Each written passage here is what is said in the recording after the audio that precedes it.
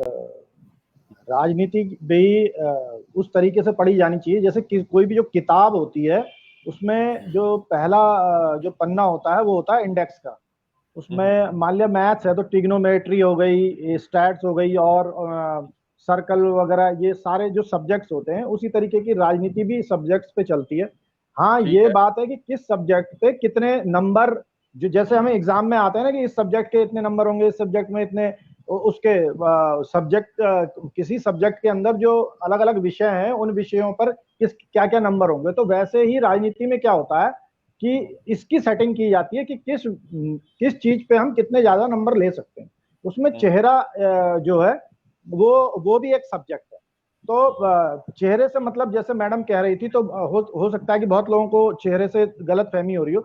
चेहरे का मतलब ये होता है कि कोई एक ऐसा इंसान जिसको हम अपना आदर्श मानते हैं, जैसे हेमवती नंदन बहुगुणा जी, तो आज भी जो है उनका नाम इस तरीके से है कि हम भी खुद भी ये मानते हैं कि अगर वो मुख्यमंत्री का चेहरा होंगे तो हम भी जो है हेमवती नंदन बहुगुणा जी किसी भी पार्टी से लड़े हम उन्हें वोट करेंगे।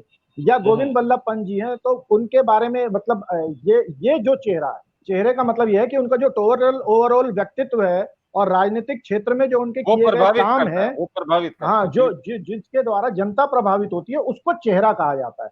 तो जैसे कि बीजेपी जो है निशंक जी को बनाने के बाद दोबारा खंडूड़ी जी को डर के मारे ही लेके आई थी कि भाई खंडूड़ी है जरूरी, तो वो चेहरा खाली चेहरा नहीं था कि ये जरूरी, क्योंकि खंडूड़ी जी के काम से जो जनता इंप्रेस थी कि ये ईमानदार व्यक्तित्व है, ये फौजी स्टाइल में काम करते हैं, काम लटकाते नहीं, और भी जितनी भी चीजें रही होंगी वो बीजेपी को प्रोजेक्ट करनी थी। तो ये एक सब्जेक्ट है।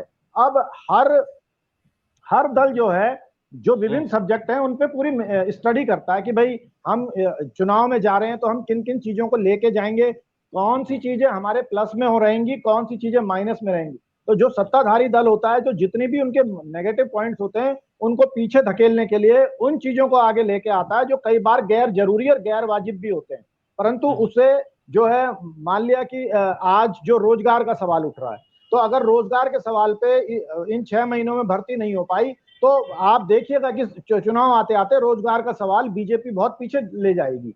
और जैसे पलायन का सवाल है तो पलायन का सवाल तो अभी भी खत्म कर दिया है। और भू कानून कौन लेके आ रहा है, मैंने लगातार कह रहे हैं कि ये बीजेपी वाले लोग लेके आ रहे हैं, और उसका प्रोजेक्शन ही यही है कि यहाँ का जो भ्रष्टाचार है, भू कानून बाहर वाले से उतना डर नहीं है, जो अंदर जो गड़बड़े हो रही हैं उसके प्रति जो लोगों का गुस्सा है। जैसे कि भट्ट जी ने भी वो बताया कि किस तरीके से लोग सड़क के लिए बेचैन है। सड़क इसलिए थोड़ा ना बन, पैसा भी है, सब कुछ है, भ्रष्टाचार की वजह से सड़कें नहीं बन पा रही, और जो बन रही हैं उनकी स्थिति ये हो रही है कि वो टूट जा रही हैं।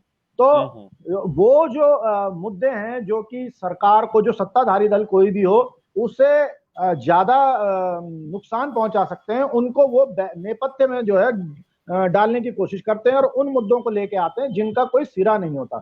सत्ता पक्ष ये करता है। अब विपक्ष कितना मजबूत है और कितना नहीं है उसकी बात वो होती है कि वो मजबूती से अपने वो कदम लेके आए। अब ये चीज तो देखी जा चुकी है पहाड़ में कि जो बीजेपी ये मान रही थी कि पिछले से पिछले चुनाव में खंडूड़ी जी के समय में हम 12 सीटें लेके आएंगे, तो वो चेहरे की वजह से 34-35 सीटें लेके आने में कामयाब हुए। तो कहीं ना कहीं चेहरे ने जो है उन्हें जीत दिलाई, उस समय उनकी सीटें बढ़वाई हैं। भले ही ये अलग बात रही कि खुद वो चेहरा हार गया चुनाव।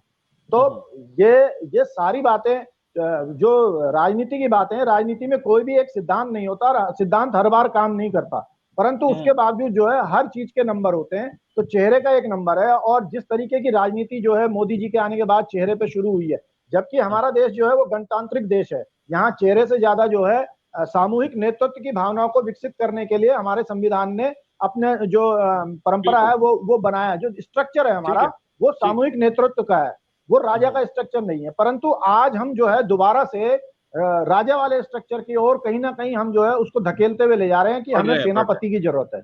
और इस राज्य में ये ज्यादा इसलिए लग रहा है क्योंकि जितने भी मुख्यमंत्री रहे वो पपेट रहे हैं, चाहे वो हरीश रावत जैसे अनुभवी राजनेता रहे हो वो पपेट बन के रह गए, चाहे वो विजय बहुगुणा जैसे हाईकोर्ट के जज रहे वो पपेट बन के रह गए इस राज्य में। मतलब योग्यता की कमी नहीं है, पर जब आप आ रहे हैं तो आप पपेट हो जा रहे हैं। तो वो जो पपेट स्ट्रक्चर से आम आदमी परेशान है, क्योंकि भ्रष्टाचार जो सबसे ज्यादा पनपा है, जो विकास काम रुके हैं वो उस पपेट स्ट्रक्चर के कारण रुके हैं। तो आज वो चाहता है कि कोई ऐसा शक्तिशाली आदमी जो कि हमारी जरूरतों को समझ के यहाँ ठोस डिसीजन, सख्त और मजबूत डिसीजन लेने में कामयाब हो सके, ऐसा कोई आदमी वो पूरी जनता ढूंढ रही है। और ये बात जो है राजनेता जानते हैं, हर दल जानता है इस बात को कि इस समय जनता उस आदमी को ढूंढ रही है जो आदमी यहाँ के लिए सख्त और मजबूत डिसीजन ले सके, यहाँ की भलाई के लिए। मैं आज यूपी के लोगों से बात कर रहा था तो उन्होंने योगी जी के बारे में कही कि जो गुंडागर्दी थी निचले स्तर की, वो भी उन्होंने खत्म कर दी। और कल ही मतलब बुलंदशहर में जो है किसी एक को उन्हें अपहरण किया था एक डॉक्टर का, और आज सुबह या कल सुबह जो है पुलिस ने उसे मार गिराया है, और इस पर कोई सवाल नहीं है और लोग खुश हैं। तो वो जो डिसीजन वाली पॉलिसी है वो यहाँ पे नहीं है, और आम आदमी यही चाह रहा है कि डिसीजन हो। देखिए, ये कोई जरूरी नहीं होता कि आपके सारे डिसीजन सही होंगे, पर अगर 3 डिसीजन गलत हैं और आपके बाकी 2 डिसीजन अच्छे हैं तो वो 3 डिसीजनों को भी ओवरटेक कर लेते हैं कि हाँ यार, ओवरऑल जो हमारी रनिंग रही वो अच्छी रही और ये प्रदेश के फायदे में रही है। तो ऐसा कोई डिसीजन मेकर यहाँ पे हुआ नहीं।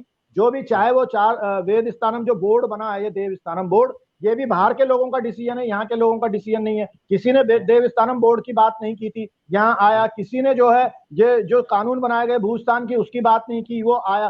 तो ये जो यहाँ थोपे जा रहे जो कानून है, जो कहते हैं कि हम आपके लिए लेके, देखिए ये जो ऑल वेदर रोड है, किसी पहाड़ के आदमी ने ये कभी नहीं कहा कि हमें ऑल वेदर रोड की जरूरत है, परंतु वो जबरदस्ती चूसी गई, कोई मांग नहीं थी। तो यहाँ जो है जो हजारों करोड़ रुपए के काम हो रहे हैं और जिसमें राज्य डेबिट में चल रहा है, वो यहाँ की कभी मांग ही नहीं रही है। और उसमें आज जो है हमें वहां अपनी सड़कों पे चलने के लिए पैसा देना पड़ रहा है, वहां जगह जगह टोल लगाए जा रहे हैं। तो इस राज्य में ये हो गया है कि हमारे हम औपनिवेश बन के रह गए हैं, और ब्रिटिश ये जो दिल्ली वाले जो हैं वो हमारे साथ व्यवहार जो है वो उस औपनिवेश से भी ज्यादा खतरनाक तरीके से कर रहे हैं। और हम भी इतने लालची हो गए हैं कि जो पैसा उन्होंने राजधानी जैसी महत्वपूर्ण चीजों को बनाने में दिया था, वो हमने चुपचाप जो है देहरादून में लगा दिया है, जबकि हम उसे अस्थायी राजधानी भी ढंग से घोषित नहीं कर पाए हैं। मतलब कोई राजधानी के हिसाब से कुछ भी घोषित, उसके बावजूद हम जो है वो नकली राजधानी में पैसा लगा रहे हैं, कोई इसे बोलने वाला नहीं। तो अब जो है लोगों की उम्मीद क्या बने। तो जिस चेहरे की आप बात कर रहे हैं, ये बहुत महत्वपूर्ण जो टॉपिक आपने आज लिया है, इसका मैं आपको बता दूं कि चेहरा क्या। देखिए, दल एक कोई भी दल होता है तो उसकी एक विचार होते हैं। मतलब अगर बीजेपी की बात करेंगे तो आपके दिमाग में ऑटोमेटिक आ जाएगा कि हिंदुत्ववादी पार्टी, हिंदू को ऐसा करना है, वैसा करना है, ये देश बनाना है, एक आइडियोलॉजी होती है। कांग्रेस की बात होगी तो उसकी एक आइडियोलॉजी, पर उस आइडियोलॉजी की जो आत्मा है वो जो है चेहरा होती है। कैसा चेहरा है? जब अटल बिहारी वाजपेयी थे तो हम बीजेपी को ठोक के वोट देते थे, क्योंकि अटल बिहारी वाजपेयी चेहरा थे, आत्मा थे बीजेपी की।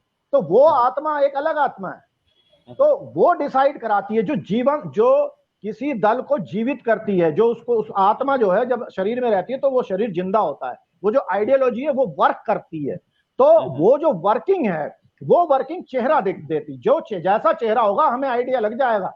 अगर हरीश रावत कांग्रेस का यहाँ चेहरे बनेंगे तो ये हम आइडिया लगा लेंगे कि अगर ये आएंगे तो कहां कहां क्या क्या गड़बड़ होंगी।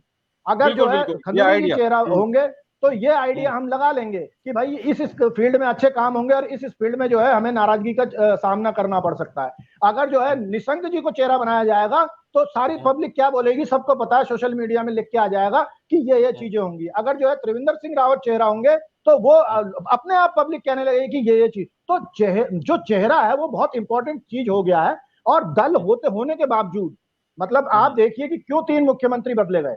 ना तो बीजेपी ने यह बताया कि त्रिवेंद्र सिंह रावत ने कोई गलत काम किया, बताया तो नहीं, किया तो पब्लिक कह रही है। ना तीरथ सिंह रावत को गलत काम करने का मौका मिला और उनको हटा दिया गया। तो वो जो ये जो चेंज ऑफ प्रोसेस रही है, ये चेहरे की है।